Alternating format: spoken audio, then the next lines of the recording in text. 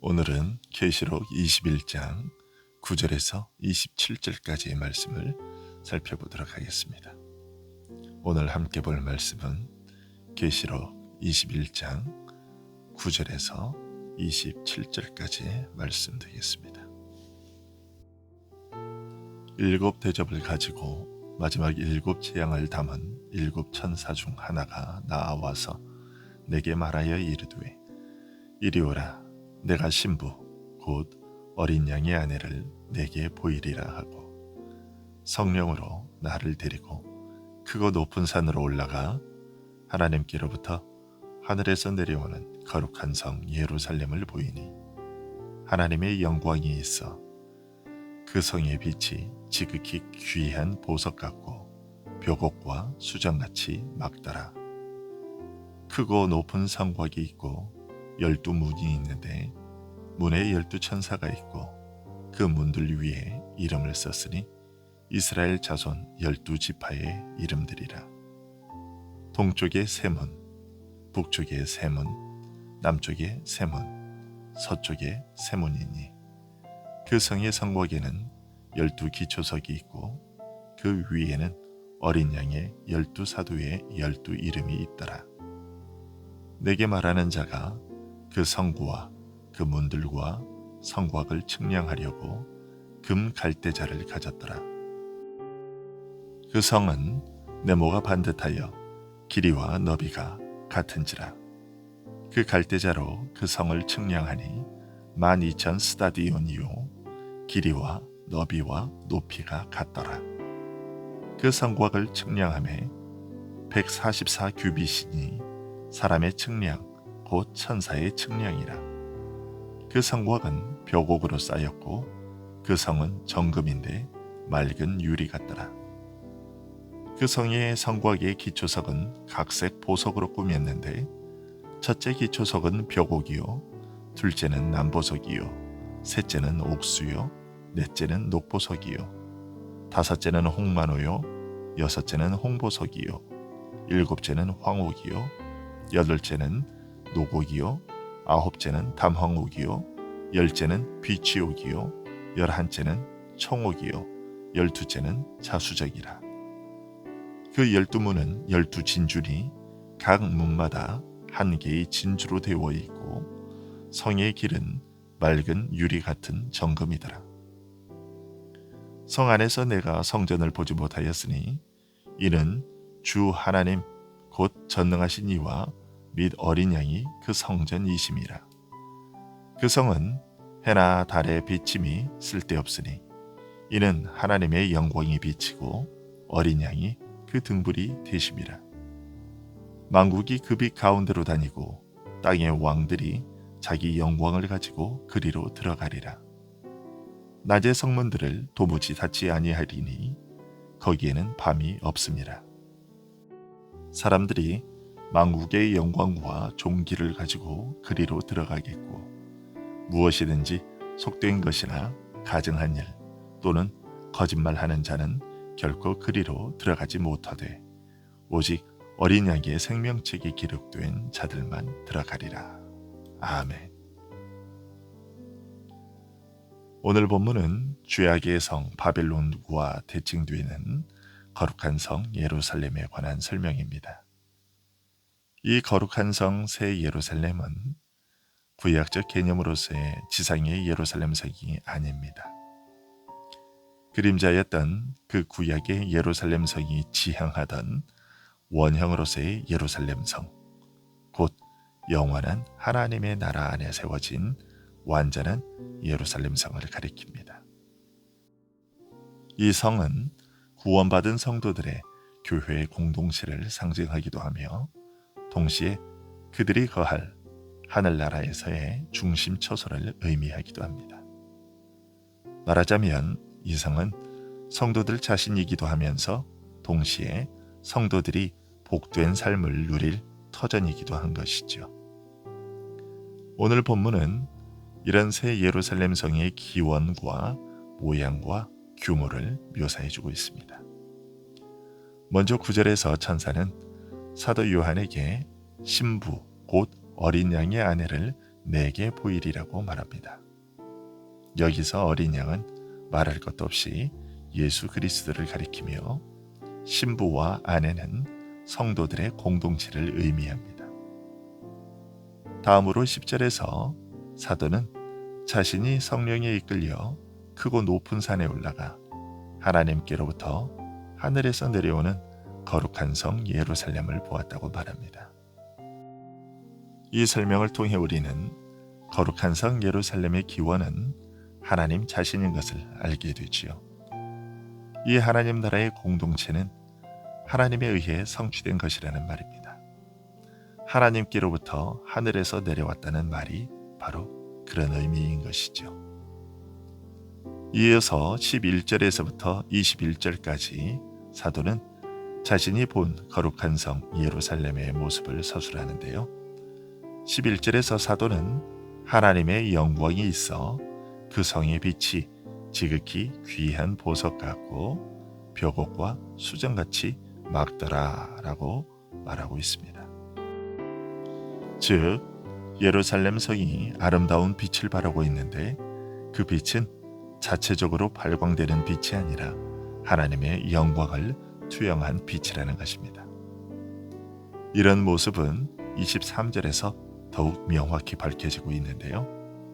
23절은 그 성은 해나 달의 비추심이 쓸데없으니 이는 하나님의 영광이 비치고 어린 양이 그 등불이 되심이라고 설명하고 있습니다. 이 설명이 우리에게 말해주는 것은 우리 성도들이 영화롭게 되는 것은 마치 밤하늘의 보름달이 밝게 빛나는 원리와 같다는 것입니다. 밤하늘의 보름달은 밝게 빛이 나지만 사실 달은 아무런 빛을 발하지 못하지요. 달이 내뿜는 그 빛은 태양으로부터 온 빛을 받아 밝게 빛나는 것입니다. 그처럼 우리 성도들의 영화로움 역시도 우리 스스로의 공로나 선행 때문이 아니라 하나님과 함께 갈 때 그분으로부터 나오는 영광 때문에 빛나게 되는 것이죠. 따라서 우리는 교만할 수도 없고 오직 겸손함으로 하나님과 사람 앞에 서야 할 것이고 날마다 감사하는 생활을 하며 하나님께로부터 받은 것들을 나누는 삶을 살아야겠습니다. 다음으로 12절에서 사도는 거룩한 성 예루살렘은 크고 높은 성곽이 있으며 12개의 문이 있으며 그 문들에는 이스라엘 자손 12지파의 이름이 쓰여 있다고 전해주고 있습니다. 성곽이 크고 높다는 것은 영원하신 하나님의 보호와 인도를 상징하며 12문은 13절과 더불어 천국으로 들어가는 입구를 12지파의 이름은 영적 이스라엘 자손들 곧 택함받은 모든 성도들이 천국에 다 들어가게 될 것을 상징합니다. 그리고 이 12성문에는 12천사가 서 있다고 했는데요. 이것은 새 예루살렘 성에는 오직 영적 이스라엘 자손인 성도들만 들어갈 수 있도록 하나님의 사자가 지키고 있는 것을 보여주고요. 아울러서 그 안에 있는 자들이 보호되고 있다는 것을 의미하지요. 다음으로 14절은 12기초석과 거기에 12사도의 이름이 기록되어 있다고 말하고 있는데요. 이것은 에베소서 2장 20절에서 교회가 사도들과 선지자들의 터 위에 세우심을 입었다는 말씀대로 교회 공동체가 12사도들이 전한 복음의 터 위에 세워졌다는 것을 의미하지요. 이처럼 12성문에 12지파의 이름이 새겨져 있고 또 12기초석에 12사도의 이름이 새겨져 있다는 것은 구약과 신약 교회가 하나의 통일된 하나님의 교회 공동체를 이루고 있다는 것을 말해줍니다. 그리고 16절에서 새 예루살렘은 네모가 반듯하다고 설명되고 있는데요. 이것은 하나님께서 택하시고 불러 모아 당신의 영적 자녀로 삼아주신 성도들의 공동체는 거룩하고 흠이 없으며 완전한 하나님의 속성이 반영되어 있다는 것을 의미합니다. 또한 17절에 성곽의 수치가 144규빗이라고 되어 있는데요. 이것은 완전수인 12를 제곱한 숫자로서 16절과 같이 성곽의 완전성을 나타내 줍니다. 이어서 사도 요한은 18절부터 21절까지 해서 새 예루살렘 성을 쌓은 소재들을 소개해 주고 있습니다.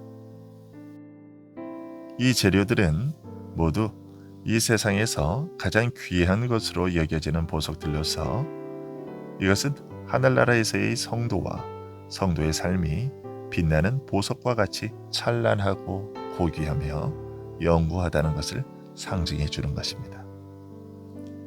사실 이 세상의 어떤 귀한 것으로도 실제로는 하늘나라의 고귀한 특질과 내용을 표현하지 못합니다. 다만 오늘 본문은 이 세상에서 가장 귀한 것들로 하나님 나라의 고귀함을 비유적으로나마 표현해 놓은 것이죠. 한편 하늘나라에서의 성도와 성도의 삶이 값진 보석과 같다고 해서 성도의 고결함과 영화로움이 하늘나라에 간 이후로만으로 국한되는 것은 아닙니다. 성도는 비록 아직은 완전한 하나님의 나라에 이르지는 않았지만 영적으로는 이미 그리스도 안에서 하나님 나라에서의 삶을 살고 있습니다. 따라서 성도된 우리는 이 땅에서도 본문과 같이 고결하고 거룩하며 영화로운 삶을 세상 사람들에게 나타내서 하나님의 영광을 높이고 하나님의 나라를 전하는 자들이 되어야 되겠습니다. 다음으로 사도 요한은 22절부터 27절까지의 말씀을 통해서 새 예루살렘에서의 생활을 알려줍니다.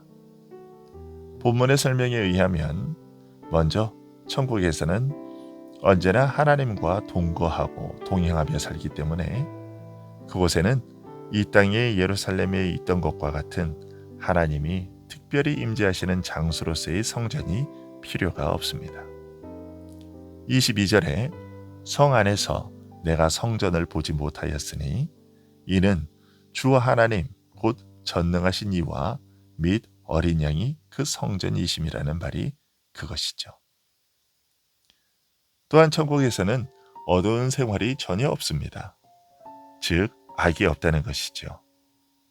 그래서 그곳에는 오직 빛과 영광만 언제나 밝게 비출 겁니다. 23절과 24절의 말씀이 그것입니다. 그 성은 해나 달의 비침이 쓸데없으니 이는 하나님의 영광이 비치고 어린 양이 그 등불이 되심이라. 만국이 그 빛 가운데로 다니고 땅의 왕들이 자기 영광을 가지고 그리로 들어가리라. 다음으로 25절을 보면 천국은 피곤도 없고 제약도 없습니다. 사람들은 그곳에서 마음껏 활동합니다. 그래서 그곳에는 통행을 제한하는 문 닫음도 없고 밤조차 없는 것이죠. 25절의 말씀이 그것입니다. 낮에 성문들을 도무지 닫지 아니하리니 거기에는 밤이 없음이라. 게다가 새 예루살렘에서는 그처럼 사람들이 마음껏 활동하되 무가치하거나 무의미한 일은 하지 않을 겁니다. 그곳의 사람들은 언제나 하나님을 영화롭게 하며 자신들이 몸담고 있는 천국을 온전케 하는 유익하고 선한 일만을 할 겁니다. 천국에서는 하나님의 선하신 속성이 천국 시민을 통해 나타나기 때문이죠. 26절의 말씀인데요. 사람들이 만국의 영광과 존귀를 가지고 그리로 들어가겠고, 따라서 하나님의 속성을 그 삶을 통해 드러내지 못할 어두움에 속한 자들은 결코 천국에 들어가지 못할 것이고 오직 빛에 속한 자들, 곧 생명책에 그 이름이 기록된 자들만 천국에 들어갑니다. 27절의 말씀입니다. 무엇이든지 속된 것이나 가정한 일 또는 거짓말하는 자는 결코 그리로 들어가지 못하되 오직 어린 양의 생명책이 기록된 자들만 들어가리라. 이상의 말씀들을 통해서 우리는 어두움에 속한 자들은 영광과 빛의 나라인 하나님의 나라에 결코 갈 수 없다는 사실을 분명히 배우게 되죠. 따라서 이상의 말씀에 의거하여 먼저 빛 되신 그리스도를 믿고 그 믿음에 합당한 의의 열매를 맺는 빛에 속한 자녀들이 되어야 될 겁니다. 우리가 이 땅에서 사는 동안 왜 거룩하게 살아야 하느냐 하면 이것이 우리의 본질이기 때문입니다.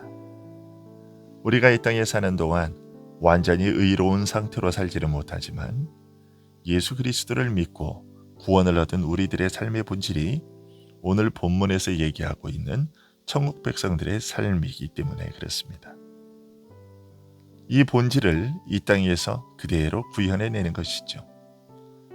우리의 빛된 삶을 통해서, 소금된 삶을 통해서 천국 백성은 저런 사람들이겠구나, 천국에서의 삶은 저런 삶이겠구나 하는 생각을 세상 사람들이 우리를 보면서 짐작하고 그 삶을 사모하도록 하기 위한 것이죠.